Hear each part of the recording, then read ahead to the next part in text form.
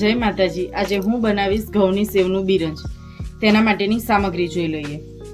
દૂધ, ડ્રાયફ્રૂટમાં કિસમિસ, ઇલાયચી પાવડર, બદામ, કાજુ, ખાંડ, ઘઉંની સેવ લીધી છે અને ઘી। તો હવે આપણે બિરંજ બનાવીશું। કઢાઈમાં ઘી એડ કરીશું।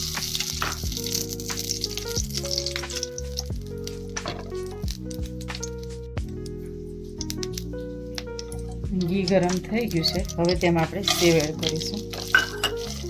સેવને મેં ઝીણો ભૂકો કરી લીધો છે, એટલે શેકવામાં સરસ રીતે શેકી લેવાય।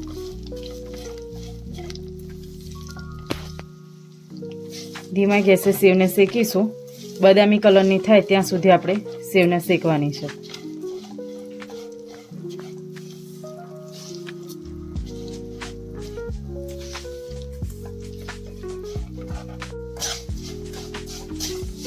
હવે આપણી સેવ શેકાઈ જવાઈ છે, પણ હજી આપણે તેને થોડી બ્રાઉન કલરની થવા દઈશું।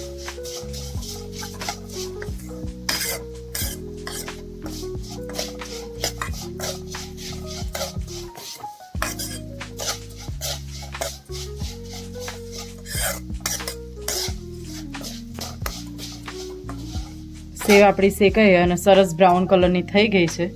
હવે તેમાં આપણે દૂધ એડ કરીશું। કોઈ દૂધ ના ખાતા હોય તો પાણી પણ એડ કરી શકે છે।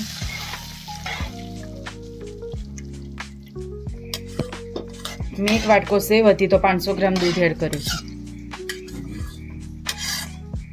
હવે બધું જ દૂધ બળી જાય ત્યાં સુધી આપણે તેને મિક્સ કરી લઈશું।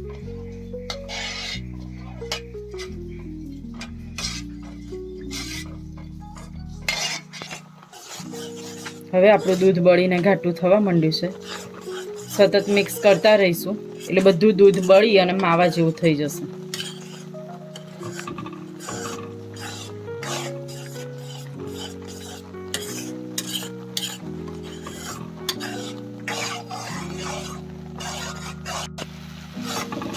દૂધનું સરસ રીતે માવા જેવું છૂટું પડી ગયું છે। હવે તેમાં આપણે ખાંડ એડ કરીશું।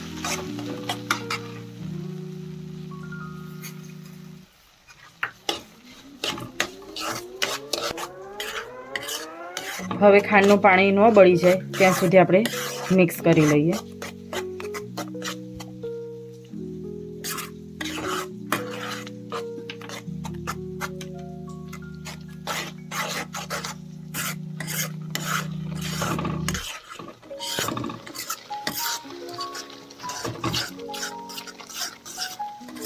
હજી આપણે સેવમાં પાણીનો ભાગ છે, પાણી બધું બળે ત્યાં સુધી સતત હલાવતા રહી અને બધી વસ્તુ મિક્સ કરી લઈએ,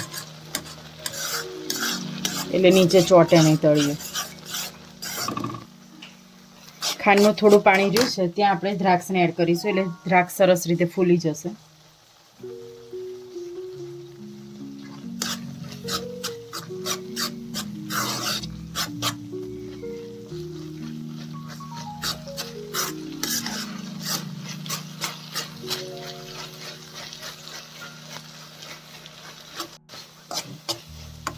આપણે ખાંડનું પાણી પણ બળી ગયું છે અને સરસ થઈ ગયું છે બિરંજ।